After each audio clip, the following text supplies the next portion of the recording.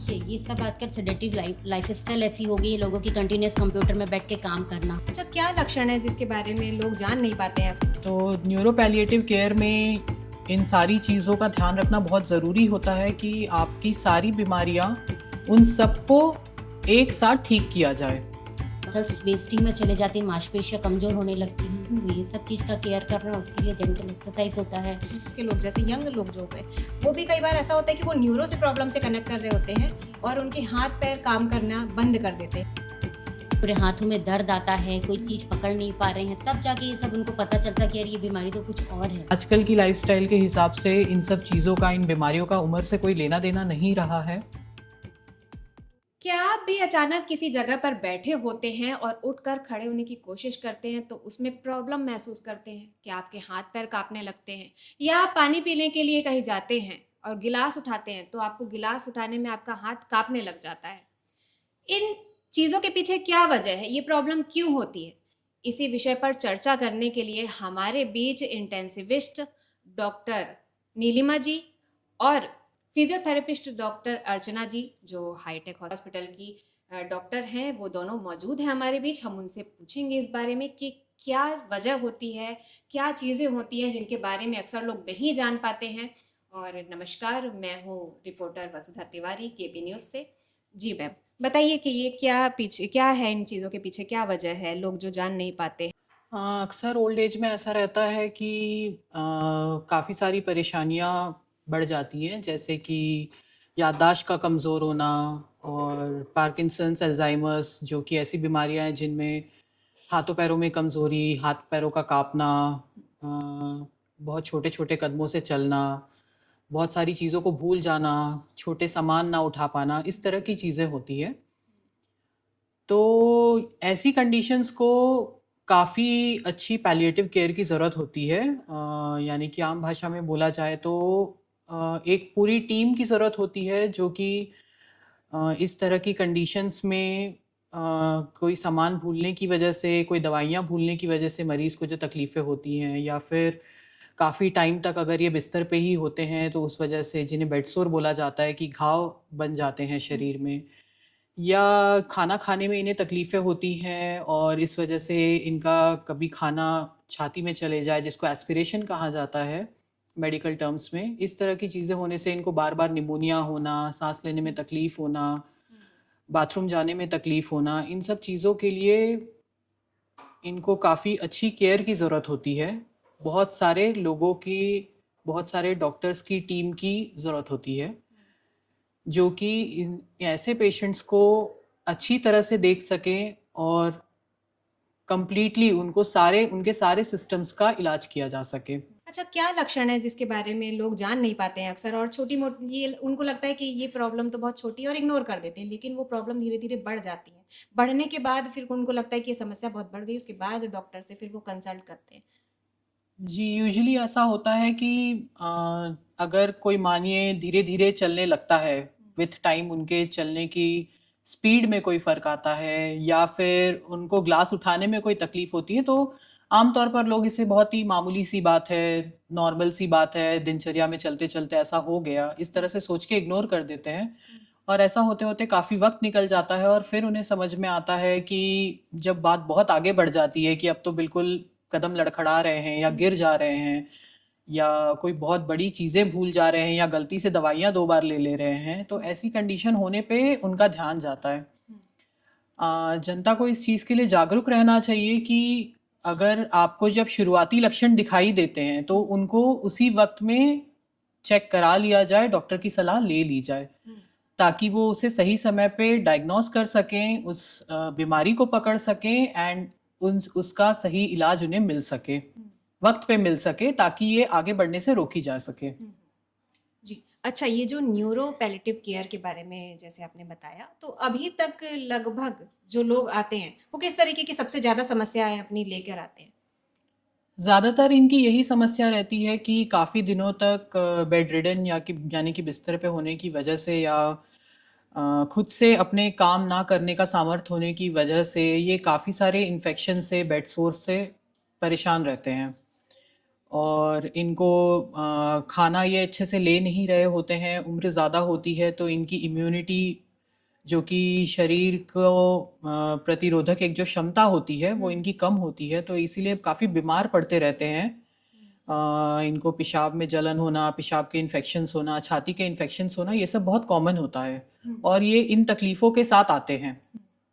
तो neuro palliative care में इन सारी चीज़ों का ध्यान रखना बहुत ज़रूरी होता है कि आपकी सारी बीमारियां जो न्यूरोलॉजिकली शुरू हुई हैं लेकिन बाकी सारे सिस्टम्स को, सारे आपके ऑर्गन को अफेक्ट कर रही हैं, उन सबको एक साथ ठीक किया जाए, ना कि मरीज परेशान होता रहे कि इस चीज़ के लिए हम इन डॉक्टर से बात कर लेते हैं और छाती के इन्फेक्शन के लिए हम किसी और डॉक्टर से बात कर लेते हैं।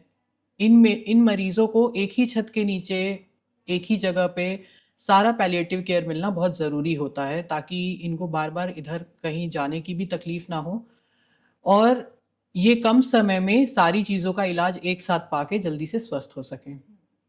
अर्चना मैम, आप बताइए कि लोगों की, खासकर कि बुजुर्गों की याददाश्त कमज़ोर होने की भी जो समस्या है वो सामने आती है, उसके पीछे क्या वजह होती है? देखिए क्या होता है, पेशेंट जैसे बेड रिडन है, एक एज वाइज ओल्ड एज में ये सारी चीज़ें परेशानियां देखने को मिलती हैं। पेशेंट जैसे कुछ भूल जा रही हैं चीज़, बहुत सारी चीज़ें भूल जाते हैं, याद नहीं रहता है उनको, ये सब बहुत लेट पता चलता है उनको। फिर धीरे धीरे उनकी जो बॉडी है वो बहुत स्टिफ होते जाती है, वो काफ़ी दिन से बेड रिडन रहते हैं। तो इसके लिए बहुत सारी केयर की ज़रूरत पड़ती है। जैसे कि हम बात करें फिजियोथेरेपी की, तो उसमें पेशेंट को बार बार पोजिशनिंग देना, अगर बहुत दिन से पेशेंट बेड पे है, उसके जॉइंट्स पूरे स्टिफ हो जाते हैं, उसको मसल्स वेस्टिंग में चले जाती हैं, मांसपेशियां कमज़ोर होने लगती हैं। तो ये सब चीज़ का केयर करना, उसके लिए जेंटल एक्सरसाइज होता है। पेशेंट बहुत दिन बेड में रहने के बाद सांस लेने में तकलीफ, उनको निमोनिया डेवलप हो जाता है, उसके लिए भी ब्रीथिंग एक्सरसाइजेज वगैरह होती हैं जो कि हम करवाते हैं। अभी तक लगभग कितने प्रतिशत लोगों की ये समस्या देखने को मिल रही है, खास करके मैम बुजुर्गों में भी, और कितने प्रतिशत अभी तक लोग जो है सामने आए हैं, या फिर इस हॉस्पिटल में भी लगभग लगातार जैसे जो है संख्याएं बढ़ती जा रही हैं? ये ऐसे पेशेंट्स की संख्या तो बढ़ती ही जा रही है, डे बाय डे क्या है, न्यूरो के केयर बहुत न्यूरो के पेशेंट्स बहुत ज़्यादा बढ़ते जा रहे हैं। तो ये सब चीज़ों की केयर की बहुत ज़रूरत होती है, उनको लेट पता कर चलने के कारण ये चीज़ें बहुत आगे तक बढ़ चुकी होती है।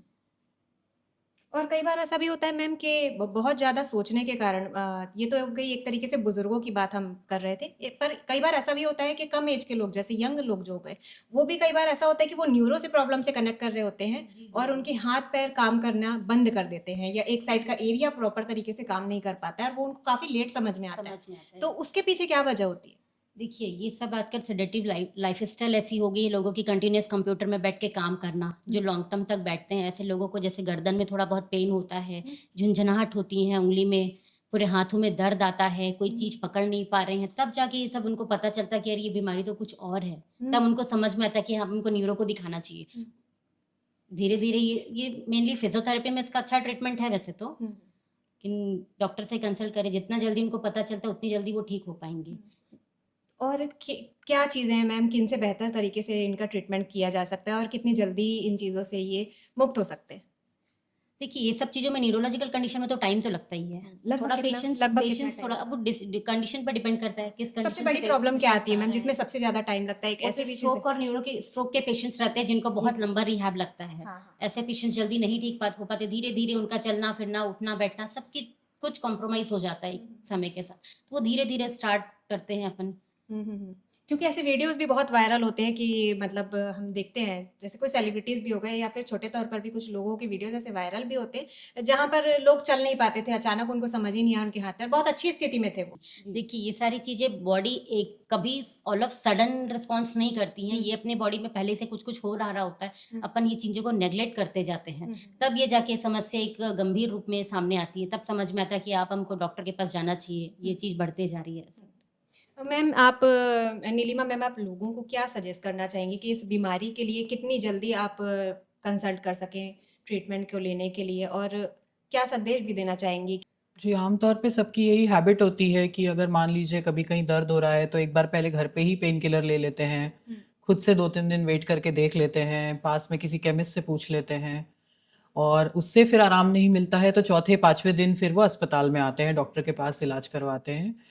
तो इस चीज़ को लोगों को समझना चाहिए कि जिस तरह का आजकल लोगों का लाइफ़स्टाइल है, जिस तरह की बीमारियाँ आज के ज़माने में हैं, जैसा उनका खान-पान है, जिस तरह का स्ट्रेस का लेवल है सबकी ज़िंदगी में, इन सब चीज़ों को देखते हुए अगर आपको कभी भी कोई भी तकलीफ़ शुरू होती है आपके शरीर में जो कि आज से पहले तक नहीं थी, तो उसे आप जितना जल्दी अपने से उसके लिए कोई दवाई ना लेके उसको पहले किसी डॉक्टर से कंसल्ट करें और उनसे जाके इन्वेस्टिगेट करा के उनसे ट्रीटमेंट लें, वो ज़्यादा अच्छा रहता है।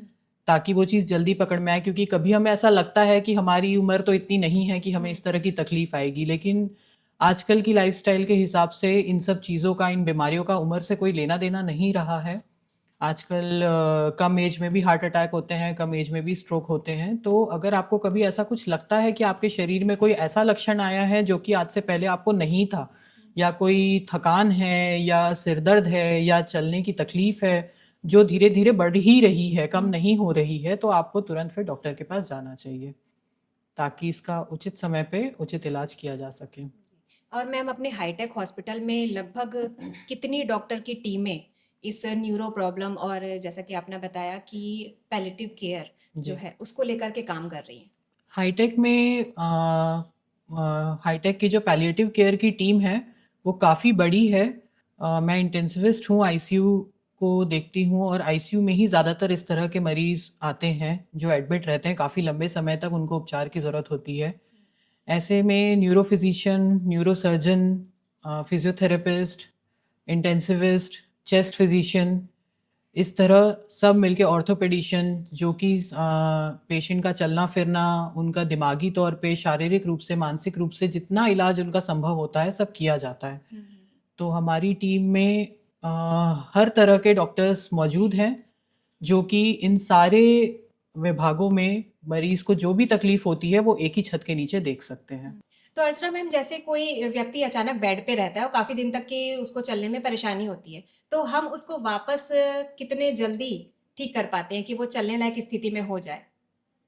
देखिए, ऐसे पेशेंट्स को थोड़ा रिहैब में टाइम लगता है।